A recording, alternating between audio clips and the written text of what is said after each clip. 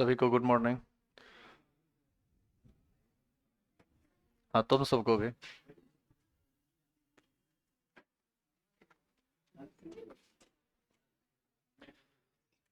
चलिए फटाफट लाइव हो जाइए सभी, ऑनलाइन हो जाइए सभी लोग जो लाइव हैं।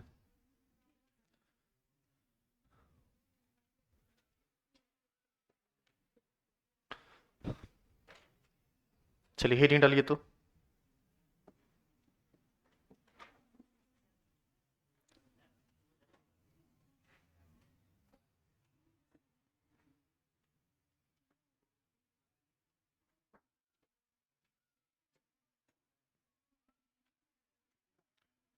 साम्यावस्था पर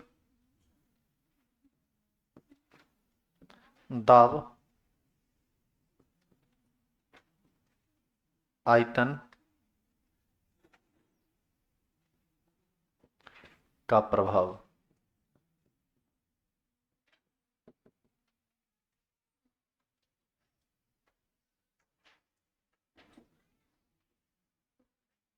यहाँ दाब तथा आयतन का प्रभाव लिख लें।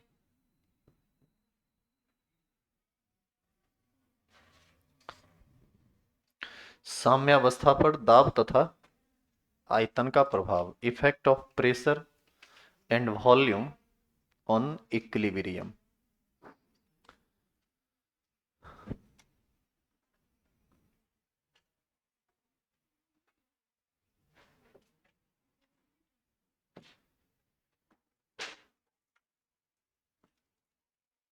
क्या हेडिंग आपका हो चुका है? शुरू करें आगे। देखो, एकदम हल्का चीज है, बहुत भारी नहीं है, लेकिन आपको इसको भी प्रैक्टिकली समझना पड़ेगा। कुछ इमेजिनेशन से ही आप समझ पाएंगे कि एक्चुअल में क्या हो रहा है। और इसके लिए कुछ सेटअप हम तैयार कर रहे हैं, आप उस पर थोड़ा विशेष ध्यान देंगे। सबसे पहले आप ये बताइए कि दाब और आयतन जनरली हम लोग गैसीय रिएक्टेंट और प्रोडक्ट के लिए करते हैं या गैसीय रिएक्शन के लिए करेंगे, गैसीय अभिक्रिया के लिए करेंगे। हम मान लेते हैं कि इस तरह का एक बर्तन है और इस बर्तन में, इसके बर्तन के ऊपर पर एक पिस्टन लगा हुआ है।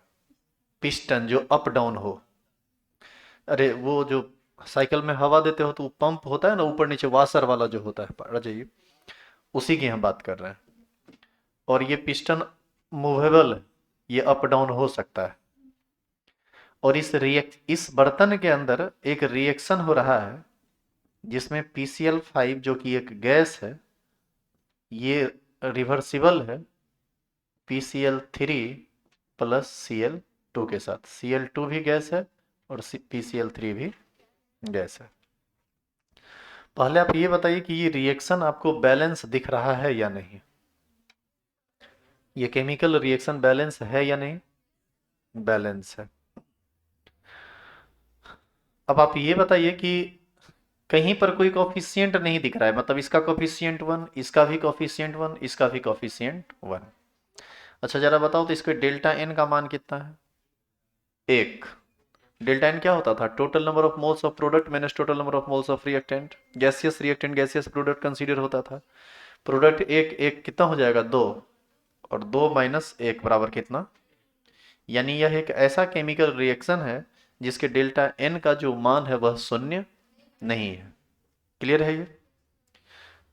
चलिए, अब एक और बात आप बताइए कि यदि ये रिएक्शन इस डायरेक्शन में होगा, फॉरवर्ड डायरेक्शन में, इस डायरेक्शन में, तो PCl5 का एक पार्टिकल टूटेगा PCl3 के एक में और Cl2 के एक में। Cl2 के एक में कॉफिशिएंट की हम बात कर रहे हैं। यानी एक पार्टिकल मिलके कितने पार्टिकल का निर्माण कर रहा है? 2 पार्टिकल का निर्माण। या यूं कहें कि इसका 1 मोल प्रोडक्ट के 2 मोल का निर्माण कर रहा है। यहां से एक बात स्पष्ट तौर पर कही जा सकती है कि यदि रिएक्शन फॉरवर्ड डायरेक्शन में अधिक होगा तो इस बर्तन में पार्टिकल की संख्या अधिक होने लगेगी, क्योंकि एक बदल रहा है 2 में। और यदि यह रिएक्शन बैकवर्ड डायरेक्शन में होने लगे, इसका मतलब है कि अंदर में बर्तन में पार्टिकल्स की संख्या घटेगी, क्योंकि दोनों मिल के बनाएगा एक। तो एक टूट के दो में कन्वर्ट किया फॉरवर्ड में तो संख्या बढ़ेगी, दो जुड़ के कन्वर्ट किया एक में तो संख्या घटेगी। तो एक स्पष्ट तौर पर बातें कही जा सकती है कि प्रोडक्ट में मोल की संख्या ज्यादा है, रिएक्टेंट में मोल की संख्या कम है। प्रोडक्ट में 1 + 1 2, रिएक्टेंट में केवल 1, जिसके कारण फॉरवर्ड में पार्टिकल्स की संख्या या मोल की संख्या बढ़ेगी, बैकवर्ड में मोल्स की संख्या घटेगी। क्या यहां तक में कोई परेशानी है? समझ रहे हैं बात को? चलिए आइए अब हम इस पर प्रेशर के इफेक्ट को समझते हैं। अब आप ये मानिए, हम पहले ही आपको कह चुके हैं कि ये मूवेबल, इस बर्तन में तो पूरा का पूरा ये भरा हुआ है ना, ये यही चीज है भरा हुआ, ये जो हम बस ऐसे ही थोड़ा बहुत कर दिए, ये पार्टिकल को इंडिकेट कर रहा है, और अंदर में पार्टिकल है PCl5 PCl3 Cl2। ठीक है, अब सुनिए, अंदर में पूरा का पूरा गैस भरा हुआ है। अब यदि हम इस पिस्टन को दबाएं और दबा के इस पिस्टन को यहां ले आए, तो जो चीज पहले अभी इतना बड़ा में फैला हुआ था, वही चीज अब सिमट के नीचे आ जाएगा। तो बताइए, आयतन का कुल जो इस बर्तन में जो टोटल गैस है, उसका कुल आयतन पर भी कोई असर पड़ेगा या वैसे रहेगा? आयतन पर असर पड़ेगा, आयतन घट जाएगा, हाँ या ना? और आपको पता चला कि आयतन घटा क्यों? क्योंकि आपने प्रेशर को बढ़ाया।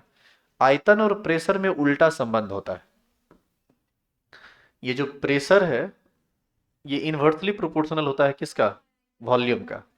वॉल्यूम बढ़ेगा तो प्रेशर घटेगा, वॉल्यूम घटेगा तो प्रेशर बढ़ेगा। आप इस बात को प्रैक्टिकली भी समझ सकते हैं। आप इसको दबाइएगा तो आयतन घटेगा, और आप चूंकि इसको दबा रहे हैं मतलब आप प्रेशर बढ़ा रहे हैं। अच्छा, इसको यदि हम ऊपर खींच दें तो अंदर का जो जगह होगा गैस के फैलने के लिए वो ज्यादा हो जाएगा, यानी आयतन बढ़ जाएगा। तो आयतन बढ़ेगा तो निश्चित है कि इसका जो प्रेशर है अंदर का वो घट जाएगा। तो ये दोनों में उल्टा संबंध होता है, और इन बातों को समझना बहुत जरूरी है, तभी आप इस पूरे थ्योरी को समझ पाएंगे। तो क्या उम्मीद करें कि अभी तक जो सेटअप तैयार किया गया था उसमें आपको कोई परेशानी नहीं है? चलिए अब आ जाइए अपने टॉपिक पर। और अपना टॉपिक क्या है अब इसको समझिए। पहले हम ये समझना चाहते हैं कि साम्यावस्था पर दाब का तथा आयतन का प्रभाव क्या पड़ता है, कैसे पड़ता है, क्या होता है। तो इसके लिए सबसे पहले हमको क्या करना पड़ेगा, इस रासायनिक अभिक्रिया को इस बर्तन में कराना होगा, बर्तन को बंद करना होगा। सो बर्तन मान लीजिए रिएक्शन हो रहा है, बर्तन बंद है, और 2-4 घंटा इस रिएक्शन को हम छोड़ दिए यहां पर स्थिर करके, मतलब इसको ना ऊपर कर रहे हैं ना नीचे कर रहे हैं, स्थिर है अभी वो। तो ये 2-4 घंटा छोड़ दिए तो ये साम्य अवस्था पर आ गया। शुरू में तो तुरंत में नहीं ना साम्य अवस्था पर आ जाता है, उसमें कुछ समय लगता है, साम्य अवस्था को हासिल करने में कुछ वक्त लगता है। तो मान लीजिए 4 घंटा के बाद ये कहां पहुंच गया? साम्य अवस्था पर। इसका मतलब है कि rate of forward reaction rate of backward reaction के बराबर हो चुका है, और बेचारा एकदम निश्चिंत है कि हम साम्य अवस्था पर आ गए हैं, हम बिल्कुल स्टेबल हैं, हमको किसी प्रकार का कोई परेशानी दिक्कत नहीं है। अब तुम इसमें दिक्कत उत्पन्न करोगे तब नहीं ये बाधित होगा, क्योंकि हम तो प्रभाव ही समझ ही रहे कि साम्य अवस्था पर अलग अलग किन किन चीजों का प्रभाव पड़ता है। तुम दो तरह से इसको प्रभावित कर चुके हो पीछे, एक सांद्रण से और एक ताप से। आज हम करेंगे प्रेशर और आयतन से प्रभावित। तो आप एक बात हमेशा याद रखिएगा, आप जब किसी एक चीज से प्रभावित कीजिएगा तो दूसरा चीज अपने आप आ जाता है। आप प्रेशर बढ़ाइएगा तो आयतन घटेगा, हाँ या ना? तो एक एक चीज से प्रभावित किया तो दूसरा अपने आप ना आ गया। तो यहां पर प्रेशर के लिए अलग और आयतन के लिए अलग कुछ नहीं पढ़ना है, दोनों का दोनों सेम चलेगा, खाली उल्टा चलेगा। अब देखिए कैसे। बेचारा ये साम्य अवस्था पर था, निश्चिंत था, और अब आप क्या किए, इसको इसको डिस्टर्ब करेंगे। डिस्टर्ब कैसे करेंगे? कहेंगे बेटा तुम्हारा हम प्रेशर बढ़ा देंगे, देखते हैं प्रेशर बढ़ाते हैं तो क्या होता है। बस आप क्या किए, इस पिस्टन को दिए थोड़ा सा दबा, जैसे ही आप इसको दबाए अंदर का आयतन घट गया। आयतन घट गया, अंदर का सिस्टम कर रहा है अरे अंदर का जगह घट रहा है भाई। तो अंदर का जगह घट रहा है तो ये अपने आप को इस तरह से एडजस्ट करने का प्रयास करेगा कि वो कम ही जगह में एडजस्ट हो जाए। तो कम जगह में एडजस्ट कब होगा? जब रिएक्शन बैकवर्ड डायरेक्शन में चला जाए, क्योंकि इधर मोल की संख्या कम है। ये दोनों आपस में जुड़ के इसका निर्माण कर देगा, तो निश्चित है कि रिएक्शन पीछे की तरफ भाग जाएगा, क्योंकि जगह घटा है। जगह घटा है तो अधिक मिलके कम बनाने लगेगा, एडजस्ट हो गया, फिर से साम्य अवस्था हासिल हो जाएगी। और गलती से यदि आप इसको ऊपर कर दिए तो दो बात होगा, आयतन जाएगा बढ़, प्रेशर जाएगा घट। रिएक्शन सोच रहा है अरे अंदर का जगह बहुत बड़ा हो रहा है, चलो फेल हो जाओ। इसका मतलब ये टूटने वाला काम ज्यादा होने लगेगा। कम चीज, ये रिएक्शन उस दिशा में जाने लगेगा जिस दिशा में कम चीज ज्यादा चीज में टूट रहा हो, यानी या यूं कहें कि उस दिशा में भागने लगेगा जिस तरफ मोल की संख्या अधिक हो। तो फॉरवर्डेड डायरेक्शन में मोल की संख्या अधिक है। तो यहां से यह बात अब स्पष्ट तौर पर समझी जा सकती है या कही जा सकती है कि साम्यावस्था पर यदि किसी गैसीय उत्क्रमणीय अभिक्रिया के दाब को बढ़ाया जाए या आयतन को घटाया जाए, तो अभिक्रिया उस दिशा में होने लगती है जिस दिशा में मोल की संख्या कम होती है। आप प्रेशर बढ़ा रहे हैं, आयतन घट रहा है, जगह घट रहा है, तो कम की तरफ न भागेगा। और इसी का उल्टा, अब उल्टा में क्या बोलेंगे, यदि हम दाब को घटा दें या आयतन को बढ़ा दें तो अंदर का जगह ज्यादा होगा, तो अभिक्रिया उस दिशा में अधिक होने लगेगी जिस दिशा में मोल की संख्या अधिक है। क्लियर है ये? यानी इस केस में हम ये कहेंगे कि जब हम इसको दबाएंगे तो अभिक्रिया बैकवर्ड में भागेगा, और जब हम इसको उठाएंगे तो अभिक्रिया फॉरवर्ड में जाएगा। तो ये वज्र ठेठ की तरह बोल दी, उठाएंगे गिराएंगे। इस तरह से तो प्रेशर को बढ़ाने और घटाने के टर्म में बोलिए, हम इसको नीचे करेंगे गिराएंगे, इसका मतलब हम प्रेशर बढ़ा रहे हैं, आयतन घटा रहे हैं। हम इसको ऊपर कर रहे हैं, इसका मतलब आयतन बढ़ा रहे हैं, प्रेशर घटा रहे हैं। क्लियर है ये? तो इस तरह से स्टेटमेंट जो बनेगा, अब उसका फुल स्टेटमेंट सुन लीजिए, क्योंकि अब इसके बाद लिखा के हम आगे बढ़ जाएंगे। इसमें स्टेटमेंट होगा कि साम्यावस्था पर किसी गैसीय उत्क्रमणीय अभिक्रिया के दाब को यदि बढ़ाया जाए या आयतन को घटाया जाए तो अभिक्रिया उस दिशा में होने लगती है जिस दिशा में मोल की संख्या कम होती है। और यदि दाब को घटाया जाए और आयतन को बढ़ाया जाए तो अभिक्रिया उस दिशा में होने लगती है जिस दिशा में मोल की संख्या अधिक होती है। बस हो गया, इतने तो बात है। क्या कोई परेशानी है इसमें? चलिए, ये एक सीन हुआ। अब एक दूसरा चीज देखते हैं, और दूसरा चीज क्या है वो सुनो। मान लो इस रिएक्शन के अंदर, सॉरी इस बर्तन के अंदर यह रिएक्शन होता, ये ए प्लस बी कन्वर्ट करता है सी प्लस डी में, इसका भी एक, इसका भी एक, इसका भी एक, इसका भी एक। बताइए इसके डेल्टा एन का मान 0। 1 1 2 1 1 2 2 माइनस 2 0, हाँ या ना? बताइए तो ये रिएक्शन यदि इस बर्तन में बंद होता और हो रहा होता, तब आप ऊपर करते नीचे करते तो इस पर क्या प्रभाव पड़ता? इस पर कोई प्रभाव ही नहीं पड़ता। क्यों नहीं प्रभाव पड़ता? क्योंकि डेल्टा एन का मान हो गया 0। जितना मोल उधर उतना मोल इधर, क्या ही फर्क पड़ जाएगा, तुम इसके वॉल्यूम को बढ़ा दो या घटा दो। इसका मतलब वैसी रासायनिक अभिक्रिया जिसके डेल्टा एन का मान 0 होता है, उस अभिक्रिया पर दाब का या आयतन का कोई प्रभाव नहीं पड़ता है।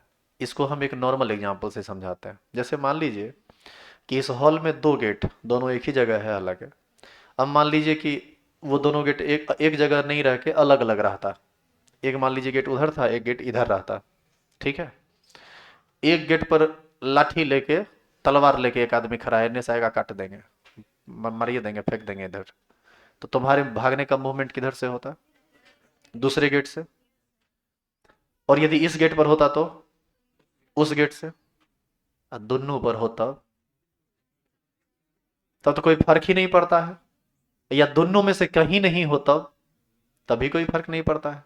तो वही बात नहीं इसका है, दोनों तरफ मोल बराबर हो गया, तो इधर जाए उधर जाए बात बराबर है, तो उसमें कहीं कोई नेट मूवमेंट नहीं आएगा। लेकिन आपका जैसे मूवमेंट उस गेट की तरफ चला गया जिस तरफ आदमी नहीं था, तो ये इसी वजह से न हुआ क्योंकि उधर आदमी खड़ा है। कुछ ऐसा ही बैरियर नेहा लगा हुआ है, इधर कम इधर ज्यादा। तो जिस तरह से आप सिचुएशन को चेंज करेंगे उस तरीके से उसका इफेक्ट पड़ेगा। आया समझ में? तो पहले आप इस फिगर को ड्रॉ कर लीजिए। इसको लिख लीजिए, इसके बाद हम इसके स्टेटमेंट को लिख। और एक और चीज, एक और लास्ट बात, तो हमेशा इस बात का ध्यान रखना कि केसी का मान सिर्फ ताप के द्वारा प्रभावित होता है, बाद बाकी कोई भी चीज केसी के मान को प्रभावित नहीं करता। इसका मतलब यह है कि कुल दाब या कुल आयतन साम्यावस्था को थोड़ी देर के लिए प्रभावित जरूर कर देगा, लेकिन केसी के पी के मान में कोई अंतर नहीं आएगा, क्योंकि केसी के पी का मान सिर्फ और सिर्फ टेम्परेचर के द्वारा बदलता है, बाद बाकी किसी भी चीज से प्रभावित नहीं होता है। तो इस सारे स्टेटमेंट को हम आगे लिखेंगे। लिखे रहो, देखें, सॉरी पहले ड्रॉ कीजिए इसको।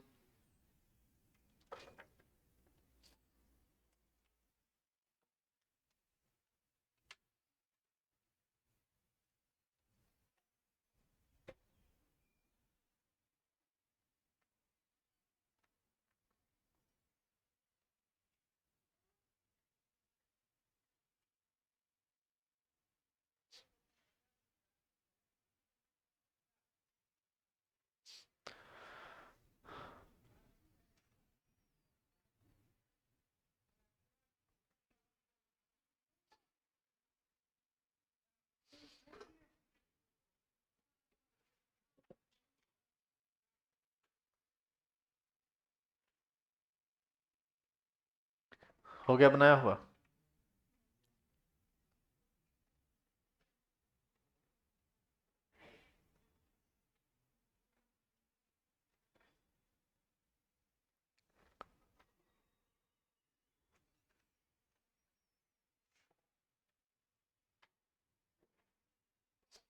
लिखिए तो।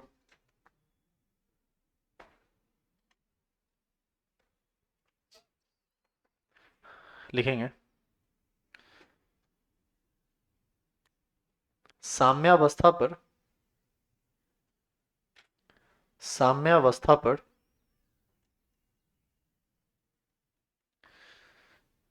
किसी गैसीय उत्क्रमणीय अभिक्रिया, साम्यावस्था पर किसी गैसीय उत्क्रमणीय अभिक्रिया के दाब को, के दाब को यदि बढ़ाया जाए, के दाब को यदि बढ़ाया जाए या या आयतन को घटाया जाए, दोनों तो एक ही ना बात हुआ, दाब को बढ़ाना या आयतन को घटाना, दाब को बढ़ाया जाए या आयतन को घटाया जाए, तो अभिक्रिया, तो अभिक्रिया उस दिशा में होने लगती है, तो अभिक्रिया उस दिशा में होने लगती है, तो अभिक्रिया उस दिशा में होने लगती है जिस दिशा में, तो अभिक्रिया उस दिशा में होने लगती है जिस दिशा में मोल की संख्या, जिस दिशा में मोल की संख्या क्या होती है, कम होती है, मोल की संख्या कम होती है, तथा इसका प्रतिलोम। ये जो वर्ड लिखे इसका मतलब समझे? अब इसमें आप 4 लाइन लिखने से बच जाएगा, तथा इसका प्रतिलोम, इसी को ना वाइस वर्सा कहते हैं इंग्लिश में। मतलब जो बात अभी आप ऊपर लिखी है उसका ठीक बात पलट दीजिए, कि साम्यावस्था पर यदि उत्क्रमणीय अभिक्रिया के दाब को यदि बढ़ाया जाए, सॉरी दाब को घटाया जाए या आयतन को बढ़ाया जाए, तो अभिक्रिया उस दिशा में होने लगती है जिस दिशा में मोल की संख्या अधिक होती है। तो हर बात लिखना नहीं है, यहां तक लिखे रोकिए।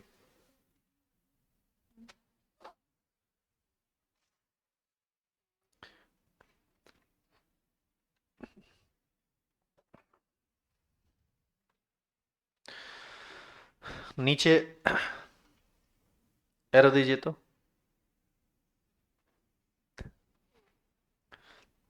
स्कूल में एक दिन पढ़ा रहे थे, समझा, बोले ने नीचे एरो दे के लिखिए, तो एक तरफ से सब जो है ना लिख लिया येलो,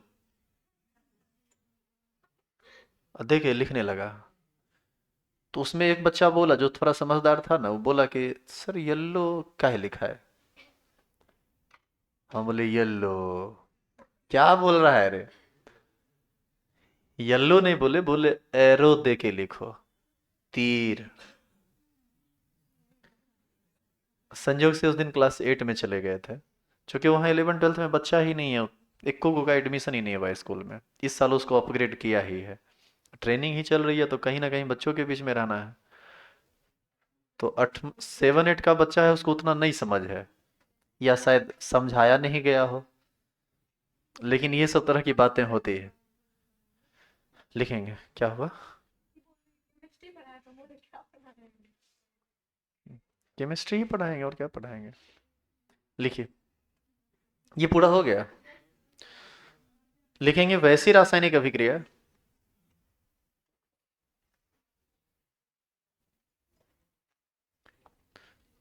वैसी रासायनिक अभिक्रिया। बच्चा सब वहाँ बहुत प्यारा प्यारा है, सब बहुत मासूम है, सब छोटा छोटा है, तुम लोग तो पकठा गया है ना रे। वो सब भी छोटा छोटा, उसके दिमाग में भी कुड़ाफात नहीं है, वो पढ़ना चाहता है, ऐसा नहीं कि पढ़ना नहीं चाहता है, लेकिन उसको व्यवस्था ढंग की नहीं मिली। सुदूर देहात इलाका है अभी जहाँ ट्रेनिंग है, वहाँ पर देखते हैं कि पढ़ाई लिखाई का उतना माहौल नहीं है, लेकिन उतना खराब भी नहीं है। कुछ बच्चे हैं जो बहुत पढ़ने लिखने में अच्छे हैं, कभी कभी उसको देख के दया भी आता है कि सब इतना दिन तक जो है दिन काट लिया, अच्छा अच्छा माइंड का लड़का है। एक दो तो खेलने में इतना माहिर है, फुटबॉल खेलता है वो, एकदम एकदम इतनी सा है, तिजाफ है एकदम। मतलब सच कह रहे हैं तुमको कि यदि उस क्लास से, उस स्कूल से कुछ बच्चे को छांट कर यदि कंप्लीटली हमारे संपर्क में रख दिया जाए ना, तो कल के डेट में बहुत बड़ा बड़ा चीज बना के हम उसको छोड़ेंगे। लेकिन दिक्कत है कि ये हमारे लिए भी पॉसिबल नहीं है और उस बच्चे के माँ बाप के लिए भी पॉसिबल नहीं है। शुरू में एक पहले दिन या दूसरे दिन ये चीज हुआ था येल्लो, लेकिन एक बार जब वो समझ गया तो चीज़ों को समझ गया, फिर बाद में इसको दिक्कत नहीं हो रही है। तो कहीं भी एडजस्ट करने में, चाहे हमको या बच्चा को, मतलब नए लोगों के साथ एडजस्ट करने में थोड़ी परेशानी शुरुआत में होती है, लेकिन उसके बाद हम देख रहे हैं कि सब कुछ बहुत अच्छा चल रहा है। संयोग से हमको मानता भी बहुत है सब। जिस क्लास में हम रेगुलर क्लास ले रहे हैं, बस एक के वो क्लास में हम रेगुलर क्लास लेते हैं, 9 में। 8 में नहीं लेते हैं, 8 में उस दिन गए, उसके बाद हम नहीं लिए बाद में। हालांकि 9 वाला भी ये हरकत किया, उसको येलो तो नहीं बोला, लेकिन उसको पता नहीं चल रहा था कि हम क्या बोल क्या रहे हैं। तो फिर हम उसको लिख के समझाए, देखो एरो दे के बोले, इसी पॉइंट से संबंधित बात है, सारा समझाए। लेकिन ये सब तरह की बातें होती हैं। तो 9 में पढ़ा रहे हैं, हर दिन हम 9 में 2 घंटा पढ़ाते हैं, 2 घंटा लगातार पढ़ाते हैं, लगातार 3 पीरियड खाली केमिस्ट्री पढ़ाते हैं। दूसरे टीचर कहते हैं ठीक है सर भले पढ़ा दीजिए, ओरिएंटेशन में है, कुछ दिन के बाद चले जाएगा, दिलों को पढ़ाएगा, इससे भी कौन, फिर कोई आएगा पढ़ाएगा।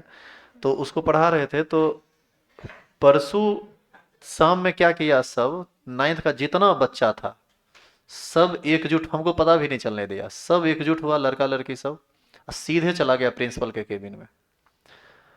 और हमसे पूछा था कि सर आप यहीं रह ना जाइए। तो हम बोले कि बाबू हम अपने मन का तो है नहीं, रेंडमाइजेशन में कहाँ फेंकेगा कहाँ देगा, वहीं जाएंगे हम। वो चला गया प्रिंसिपल के पास, अब बोला कि सर हम लोग क्या करें कि ये यहीं रह जाएं। प्रिंसिपल साहब हमको बाद में बोले कि क्या कर दिए हैं उस सब पर। तो किया कुछ नहीं जाता, यदि आप पढ़ने के लिए आए हैं और आपको यदि पढ़ाई समझ में आ गई, तो एक जिज्ञासा बनती है कि हाँ हम पढ़ें, और पढ़ें तो ऐसे लोगों के साथ पढ़ें जहां पर हम ज़्यादा कंफर्टेबल फील करते हैं। तो बस इतनी ही सी बात है।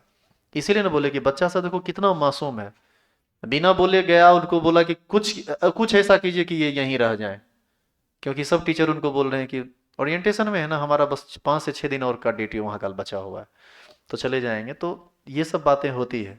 इसीलिए ना बोले कि वो सब थोड़ा भी मासूम है, वो पकठा जाएगा ना, साल 2 साल में पक जाएगा वो भी। और तुम सब उसका बड़का भाई है सोरे, गुरु ट्रेनिंग देने के लिए। और पहली बार जीवन में क्लास 8 9 10 को पढ़ा रहे हैं, तो थोड़ा सा अलग लग रहा है। तुम लोग थोड़ा सा ज्यादा मेच्योर होते हो उससे, तो कुछ अलग देखने के लिए मिलता है, लगता है कि इस व्यवस्था को भी दुरुस्त करना सही में बहुत जरूरी था। अच्छा, वहां 9 10 में यदि व्यवस्था दुरुस्त हो जाएगी तो 11 12 में तो आपकी स्थिति अच्छी होगी। वहां गड़बड़ाता है, बस यहाँ आके गड़बड़ा जाते हैं आप याद कीजिए जब आप 11th में आए थे, केमिस्ट्री में आपको कितना बुझने आता था, कुछ नहीं जानते थे आप, और बहुत लोग तो अभी भी कुछ नहीं जानते, जो पढ़ाई पर ध्यान ही नहीं देते हैं। लेकिन आप यदि ईमानदारी से सोचिएगा कि यदि आप रेगुलर रहे हैं, ढंग से पढ़ाई किए हैं और आप हमारी बातों का पालन किए हैं, तो क्या केमिस्ट्री में एक बहुत बड़ा बदलाव नहीं आया?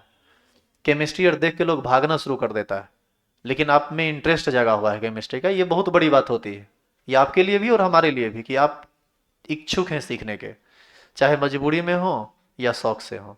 शौक से हैं तो ज़्यादा अच्छा है, अब मजबूरी में है तो फिर हम कुछ नहीं बोल सकते। इसीलिए थोड़ा पढ़ाई लिखाई पर ध्यान दीजिए आप लोग भी। खैर छोड़िए, बहुत सारी हैं। तो अभी हम ये लिखा रहे थे, शुरू क्या किए थे, लिखेंगे वैसी रासायनिक अभिक्रिया। स्कूल है सीहमा में, सीहमा दियारा, लेकिन दियारा कहने के लिए है इसी पार, कोई दिक्कत, नाव पर कार को चढ़ा के नहीं जाना होता है। इस स्कूल तक बहुत बढ़िया रोड है, कहीं कोई दिक्कत नहीं है, बहुत अच्छा माहौल है। लिखेंगे वैसी रासायनिक अभिक्रिया जिसके डेल्टा एन का मान, वैसी रासायनिक अभिक्रिया जिसके डेल्टा एन का मान शून्य होता है, वैसी रासायनिक अभिक्रिया जिसके डेल्टा एन का मान शून्य होता है, वह वह दाब या आयतन, वह दाब या आयतन से प्रभावित, वह दाब या आयतन से प्रभावित नहीं होता है, वह दाब या आयतन से प्रभावित नहीं होता है, वह दाब या आयतन से प्रभावित नहीं होता है। क्या यहां तक में कोई परेशानी है? स्टार लगाइए, हेडिंग डालिए। नहीं नहीं नहीं नहीं नहीं, एक बात और लिखिए। अभी जो बोले थे, केसी का मान दाब आयतन से प्रभावित नहीं होता है, सिर्फ साम्य अवस्था प्रभावित होता है। लिखेंगे एरो देके, दाब तथा आयतन, दाब तथा आयतन साम्यावस्था को प्रभावित करता है, परंतु दाब तथा आयतन साम्यावस्था को प्रभावित करता है, परंतु परंतु साम्य स्थिरांक के मान को प्रभावित नहीं करता है, परंतु साम्य स्थिरांक के मान को प्रभावित नहीं करता है।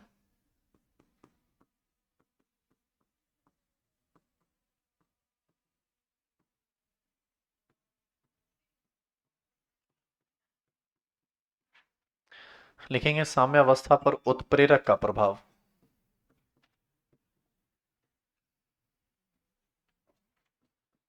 तुम लोग उत्प्रेरक का नाम सुने हो? क्या होता है उत्प्रेरक? उत्प्रेरक वह रासायन होते हैं जो अभिक्रिया के वेग को या तो बढ़ा देते हैं या घटा देते हैं, और यह अपने अंदर कोई परिवर्तन नहीं करता है, इसके फॉर्मूला में किसी प्रकार का कोई चेंज नहीं होता है, यह रासायनिक अभिक्रिया में भाग नहीं लेता है, ये सिर्फ बढ़ा देता है या घटा देता है। जैसे हम आपको एक एग्जांपल, एक नॉर्मल एग्जांपल देके समझाते हैं, आप तुरंत समझ जाएगा उत्प्रेरक क्या होता है। आप घर से कोचिंग आते हैं, यदि मान लीजिए कि आप पैदल आते हैं तो आपको 1 घंटा का समय लगेगा, मान लीजिए।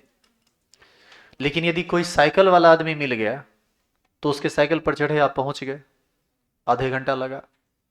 कोई मोटरसाइकिल वाला मिल गया तो 10 मिनट में पहुंचा देगा। हेलीकॉप्टर मिल गया तो 2 या 3 मिनट में पहुंचा देगा, यदि पूरा व्यवस्था टोटल हो। तो ये साइकिल, मोटरसाइकिल या हेलीकॉप्टर आपके लिए क्या काम कर रहा है? उत्प्रेरक का। अब आप ये बताइए कि साइकिल, मोटरसाइकिल या हेलीकॉप्टर आपको पढ़ा देगा? पढ़ाएंगे तो हम ही। तो सिर्फ हुआ क्या कि वहां से यहां तक पहुंचने में जो समय लगा, ये उस समय को खाली क्या कर दिया? कम। उत्प्रेरक भी एग्जैक्ट सेम काम करता है। उत्प्रेरक प्रायः अभिक्रिया के वेग को बढ़ा देता है, घटाने वाले उत्प्रेरक बहुत कम होते हैं। और उत्प्रेरक का सेंस जब भी आता है ना, तो हम यही समझते हैं कि अभिक्रिया का वेग बढ़ रहा है। हालांकि 12th में जब आप जाइएगा तो डिटेल में इसके बारे में पढ़ने के लिए मिलेगा। ये कई तरह का होता है, धनात्मक उत्प्रेरक, ऋणात्मक उत्प्रेरक, स्व उत्प्रेरक, विष उत्प्रेरक, समांगी उत्प्रेरक, विषमांगी उत्प्रेरक। लेकिन अभी ये पढ़ना नहीं है, अभी जो हमारा टॉपिक है हम उस पर है। तो साम्यावस्था पर हम किस चीज का प्रभाव पड़ रहे हैं? उत्प्रेरक का। अब देखो, कोई भी रिवर्सिबल रिएक्शन है, एक रिएक्शन होता है फॉरवर्ड में, एक रिएक्शन होता है बैकवर्ड में।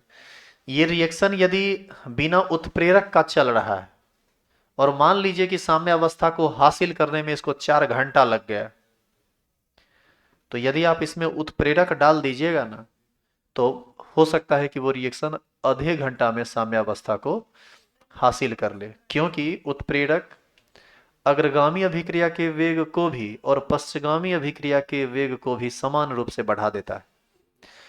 यानी साम्यावस्था पर पहुंचने में जो लगने वाला समय होता है उसको ये घटा देता है। बाद बाकी उत्प्रेरक किसी प्रकार का कोई प्रभाव साम्यावस्था पर नहीं डालता है। तो हम यहाँ पर ये लिख सकते हैं कि साम्यावस्था पर उत्प्रेरक का कोई प्रभाव नहीं पड़ता है, यह सिर्फ साम्यावस्था तक पहुंचने में लगने वाले समय को कम कर देता है, क्योंकि यह अग्रगामी अभिक्रिया और पश्चिगामी अभिक्रिया के वेग को समान रूप से बढ़ा देता है।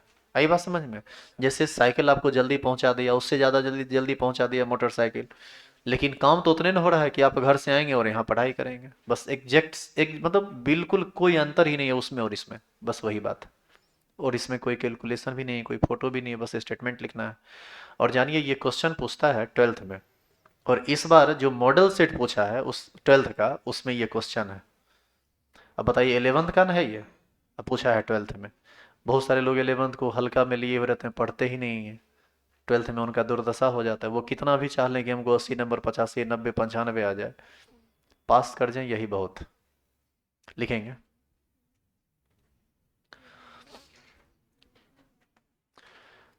लिखेंगे साम्यावस्था पर उत्प्रेरक का कोई प्रभाव नहीं पड़ता है, परंतु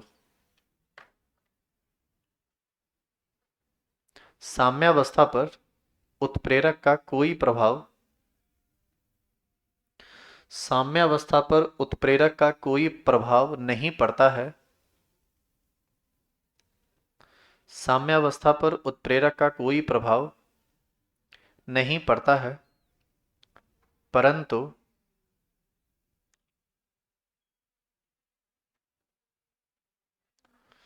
साम्यावस्था को हासिल करने में, परंतु साम्यावस्था को हासिल करने में लगने वाले समय को, साम्यावस्था को हासिल करने में लगने वाले समय को यह कम कर देता है, लगने वाले समय को यह कम कर देता है,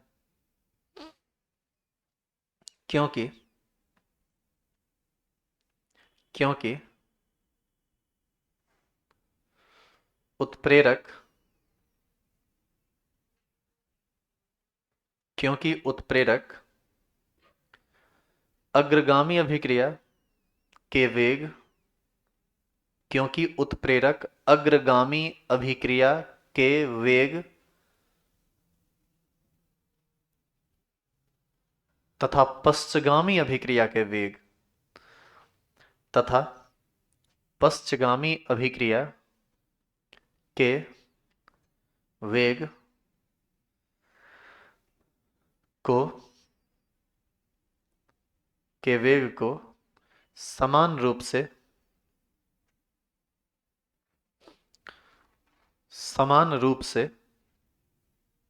बढ़ा देता है,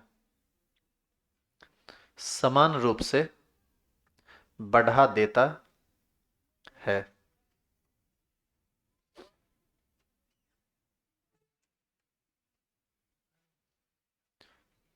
लिख लिए? अब हम लोग इसका लास्ट प्रभाव में आ गए हैं, इसके बाद ये टॉपिक समाप्त हो जाएगा। लिखेंगे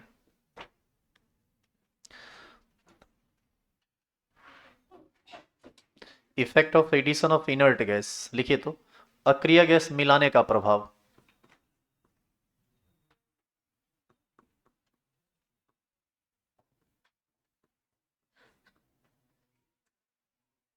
अक्रिय गैस मिलाने का प्रभाव।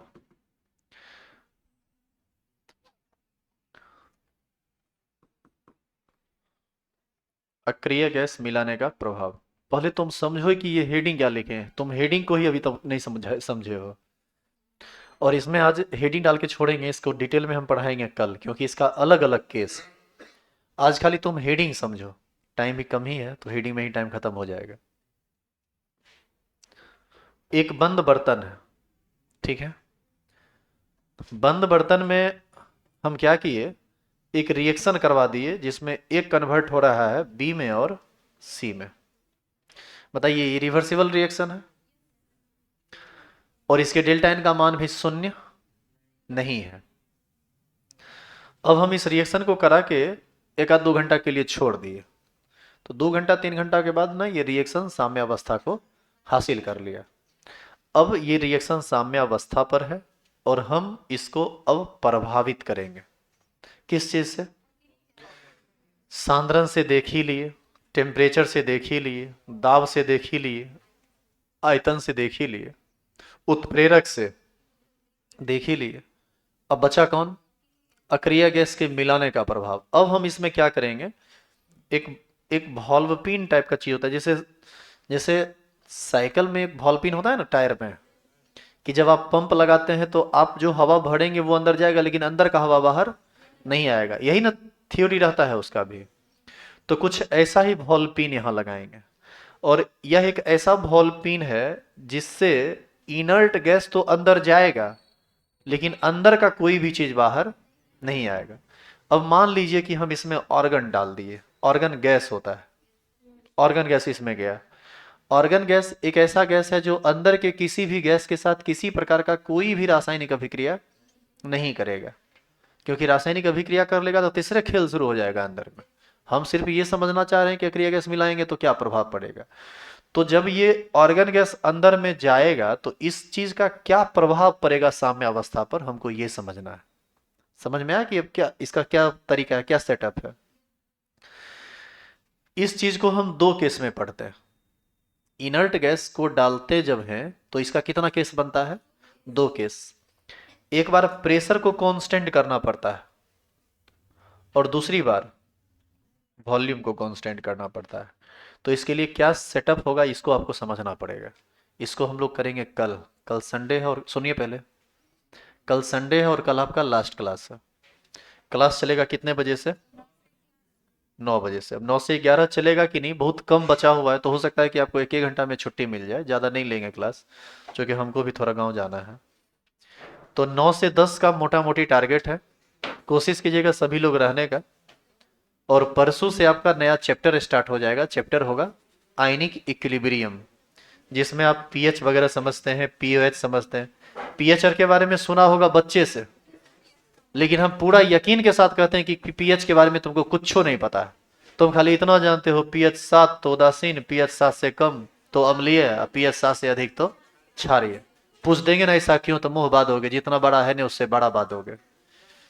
तो इन सब चीजों को हम लोग सोमवार से शुरू करेंगे, सोमवार से नया चैप्टर स्टार्ट होगा। आइए कल 9 बजे। चलिए आज का क्लास यहीं पर खत्म करते हैं। Have a nice day.